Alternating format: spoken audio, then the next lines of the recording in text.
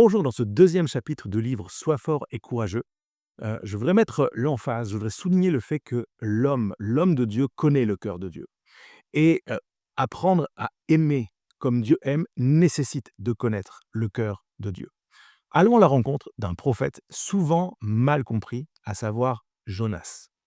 Il n'est pas, il ne sera pas, dans ce chapitre, présenté comme un simple fuyard ou un rebelle, ce qu'il a été, mais je veux le présenter, je veux mettre l'emphase sur lui comme un homme choisi par Dieu, traversé par ses contradictions, ses peurs et ses émotions, comme nous pouvons l'être les uns et les autres. Son histoire nous dit que connaître Dieu ne suffit pas. Entendre l'appel de Dieu, entendre la voix de Dieu ne suffit pas. Il faut encore connaître son cœur, comprendre ce qu'il ressent, désire et espère pour le monde. Alors la première pensée dans ce chapitre, c'est que, je mets en évidence l'appel et la fuite et ça me parle de la résistance du cœur humain. Tout commence avec un appel extrêmement clair. Jonas, chapitre 1er, verset 2, très clair. Le texte dit, c'est Dieu qui parle, à Jonas: «Lève-toi, va à Ninive, la grande ville, et crie contre elle, car sa méchanceté est montée jusqu'à moi». Ninive, c'est, appelons-la comme ça, la capitale du mal à cette époque. C'est une cité qui est violente, cruelle et corrompue. Et Dieu demande à Jonas d'aller leur annoncer un message extrêmement clair et simple. C'est Dieu les appelle à la repentance. Mais Jonas ne veut pas et il fuit. Il embarque sur un bateau, direction Tarsis, traduisez à l'opposé du lieu où Dieu l'envoie. Et cette fuite n'est pas seulement géographique, elle n'est pas premièrement géographique, elle est d'abord intérieure. Jonas ne fuit pas le danger, il fuit la volonté de Dieu. Pourquoi? Eh bien parce qu'il connaît déjà le cœur de Dieu. Et c'est ce qu'on oublie très très souvent. En fait, il sait que Dieu est bon, il sait que Dieu est compatissant, il sait que Dieu est lent à la colère, que Dieu est riche en bonté. Et Jonas sait une chose, s'il va prêcher ce message dans la ville de Ninive, les gens de Ninive vont se convertir, ils vont changer d'attitude, et Jonas estime que ce ne serait pas juste. Il trouve ça inacceptable. Lui, il aimerait que tous les habitants soient consumés, condamnés par Dieu. Et parfois certains hommes aiment, l'idée de Dieu, mais n'aiment pas toujours son cœur qui est bon, son cœur qui, est plein d'amour, qui est prêt à accueillir celui qui se repent. Et des fois, nous, on aimerait que Dieu vienne juger, frapper, punir, et cetera, et cetera. Je ne dis pas que Dieu ne le fait pas, mais Dieu nous amène à porter un message comme celui de Jonas. Porte le message qu'il est temps pour beaucoup de gens autour de toi de se repentir, de revenir à Dieu parce que Dieu pardonne. En fait, il faut comprendre que, bien souvent, nous voulons que Dieu agisse selon nos valeurs, nos critères, notre justice. Mais connaître le cœur de Dieu, c'est accepter d'être dérangé, d'être transformé, d'être peut-être même déplacé. Fuir l'appel de Dieu, ajoute, l'auteur, finalement, c'est pas anodin. Quand tu vois un Jonas qui choisit de fuir l'appel, Heu, on voit que ça a provoqué une tempête. À la suite de ça, une tempête va se lever et cette tempête parle de la tempête qui peut se trouver autour de nous ou pire, en nous. Et comme Jonas, nos désobéissances vont créer du désordre, que ce soit dans nos familles, dans nos projets, dans nos cœurs, dans nos relations. En fait, la fuite spirituelle finit toujours en naufrage. La deuxième pensée que j'aborde dans ce chapitre, c'est le ventre du poisson, c'est le lieu de la rencontre et de la prière. En fait, il va être donc Jonas jeté par-dessus bord pour calmer la tempête et ensuite englouti dans un grand poisson. Et là, dans les profondeurs marines, il fait une expérience unique, alors qu'il touche le fond au sens littéral et spirituel.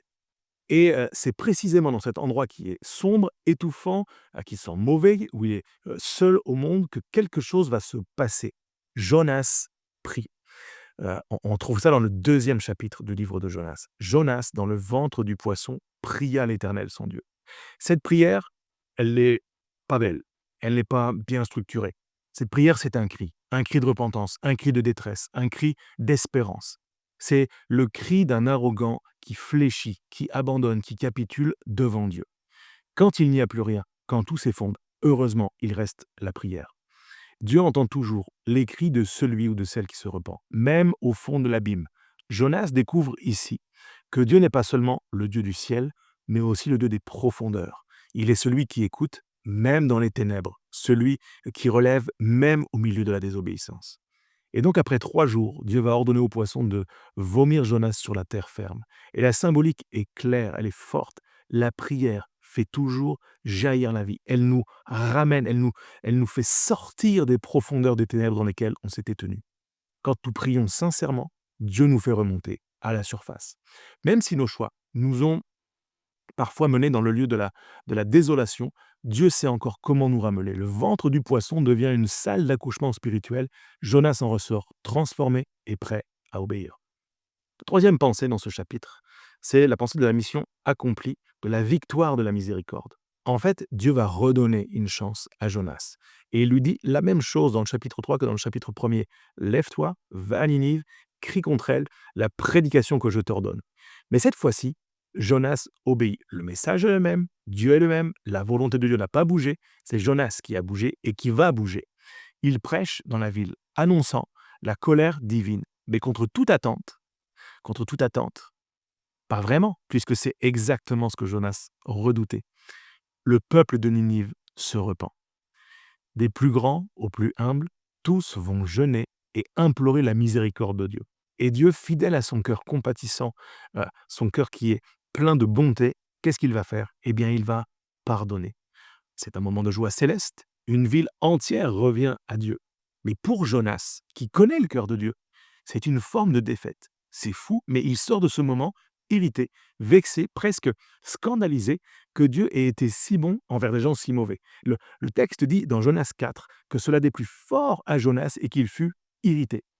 Jonas va s'asseoir à l'écart de la ville, il va bouder, il va être amer, espérant peut-être encore pouvoir faire tomber le feu du ciel sur les méchants. Et c'est là que Dieu va l'interpeller avec douceur. Il lui pose la question, est-ce que tu fais bien de t'irriter? Et dans une scène pleine de symbolisme, Dieu fait pousser un ricin, un arbre, pour offrir de l'ombre à Jonas. Puis il le fait mourir le lendemain. Et par ce geste, Dieu enseigne à Jonas, et à nous par la même occasion, une leçon précieuse. Tu t'attaches à une plante éphémère. Tu apprécies l'ombre que t'apporte une plante éphémère. Et tu refuses que moi, Dieu, le Créateur, je m'attache à des vies humaines. Tu te réjouis pour un ricin qui pousse, pour un arbre qui te donne de l'ombre, et tu ne comprends pas ma joie de voir un pécheur se repentir. Connaître le cœur de Dieu, pour nous en tant qu'hommes, c'est quoi? C'est accepter la notion de compassion. C'est accepter la compassion de Dieu à notre égard, mais à l'égard également des personnes que Dieu met autour de nous. C'est comprendre que Dieu aime même ceux que nous jugeons indignes de son amour, ceux envers qui on est fâché, ceux qui nous ont peut-être blessés, déçus ou trahis. L'amour de Dieu dépasse toutes nos logiques, nos préjugés, nos blessures. Et c'est souvent là que se joue notre conversion intérieure. La quatrième pensée que j'aborde dans ce chapitre, c'est de la connaissance intellectuelle à la communion du cœur. Il n'y a qu'un pas, mais ce pas peut être difficile à faire. Jonas connaissait Dieu, il connaissait le cœur de Dieu, la puissance de Dieu, la sainteté de Dieu, mais il ne partageait pas, il n'était pas d'accord avec son cœur. Il voulait un Dieu qui punit et pas un Dieu qui pardonne. Un Dieu qui agit selon sa propre justice à lui, Jonas, et pas selon les codes de la miséricorde divine. Beaucoup de croyants tombent dans ce même piège. Ils connaissent la théologie, les versets, la doctrine par cœur, mais pas le cœur vivant et aimant de Dieu.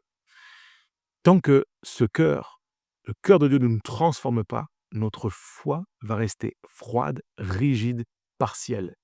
L'homme devient fort et courageux dans la pensée de Dieu et en acceptant que c'est Dieu qui est fort et pas lui. C'est les arguments de Dieu qui sont les bons et pas les nôtres. C'est la justice de Dieu qui est bonne, pas notre justice. Connaître le cœur de Dieu, c'est comprendre qu'il préfère sauver que détruire, qu'il patiente plus qu'il ne juge, qu'il agit pour restaurer plutôt que pour condamner.